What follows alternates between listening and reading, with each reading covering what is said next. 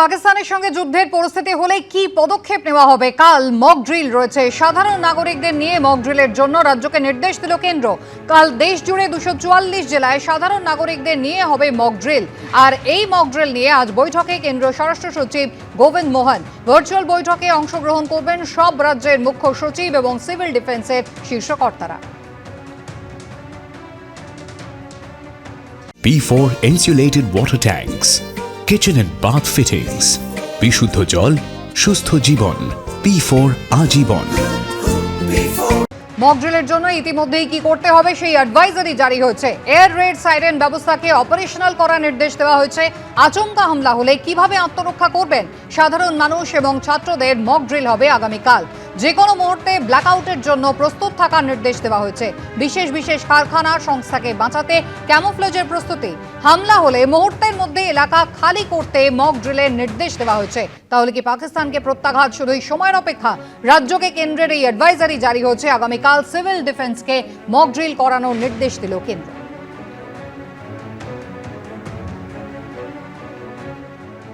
কোন পথে পাকিস্তানকে জবাব? নিয়ন্ত্রণ রেখায় সেনা, আধার সেনার প্রস্তুতি তুঙ্গে। সন্দেহভাজন জঙ্গি থাকার খবর পেলে কিভাবে এগোয় সীমান্তরক্ষী বাহিনী? বারামুলা থেকে সেই মক ড্রিলের ছবি তুলে ধরেছেন আমাদের প্রতিনিধি সন্দীপ সরকার। একদিকে ভারতীয় সেনাবাহিনী, ভারতীয় বায়ুসেনা, ভারতীয় নৌসেনা তারা তাদের পরাক্রম যাচাই করে নিচ্ছে মহড়ার মাধ্যমে। ঠিক সেই একই রকমভাবে আমরা এখানে যেখানে দাঁড়িয়ে রয়েছি বারামুলার একটি জায়গায়, সেখানে বিএসএফের মহড়া চলছে। কি মহড়া?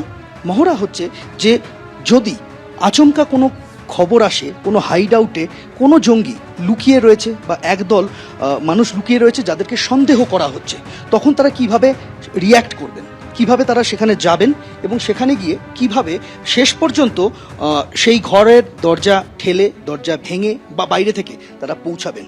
এইভাবেই আমরা দেখতে পাচ্ছি যে মহড়ার যেটা চলছে তাতে তারা ছোট ছোট দলে ভাগ হয়ে গেলেন। ছোট ছোট দলে ভাগ হয়ে গিয়ে প্রথম পজিশন নিল একটা দল, যে ঘরটাকে সন্দেহ করা হচ্ছে সেই ঘরের দিকে তাক করে ইনসাস উঁচিয়ে তারা বসে রইলেন। পিছন থেকে আরেকটা দল এলো, তারা আর কিছুটা দূরত্ব এগোলেন, এগিয়ে আরেকটি বাড়ির আড়ালে সেখানে বসলেন এবং তারপর 3 নম্বর যে দলটা তারা একদম কাছে গিয়ে ঘরের দরজার ধার ঘেঁষে তারা বসলেন। এবার যে দলটি প্রথমে এসে পজিশন নিয়েছিল সেই দলটি তারা একদম পিছন থেকে পৌঁছে গেলেন ফরওয়ার্ড পোস্টের একদম কাছে, অর্থাৎ যে ঘরে তাদের টার্গেট রয়েছে সেই ঘরের কাছে তারা চলে গেলেন।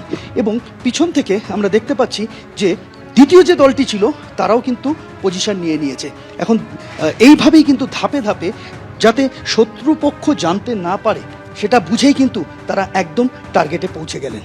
এবার সেই টার্গেটে পৌঁছানোর পরে সেই ঘরের যে দরজা রয়েছে তারা ইনস্ট্রাকশনের অপেক্ষা করছেন এবং যখনই সেই দরজার সামনে তারা এলেন সেই দরজার দিকে তাক করা কিন্তু রয়েছে আরও 4টি বন্দুকের নল, ইনসাসের নল তাক করা রয়েছে সেই ঘরের দরজার দিকে।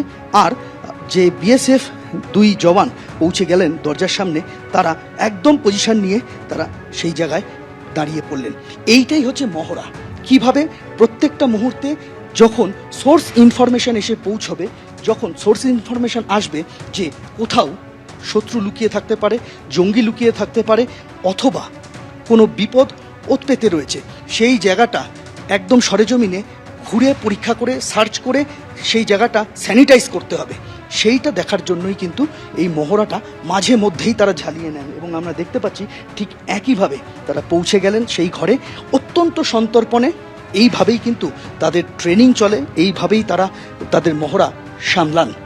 প্রীতম চক্রবর্তীর সঙ্গে সন্দীপ সরকার, এবিপি আনন্দ, কাশ্মীর।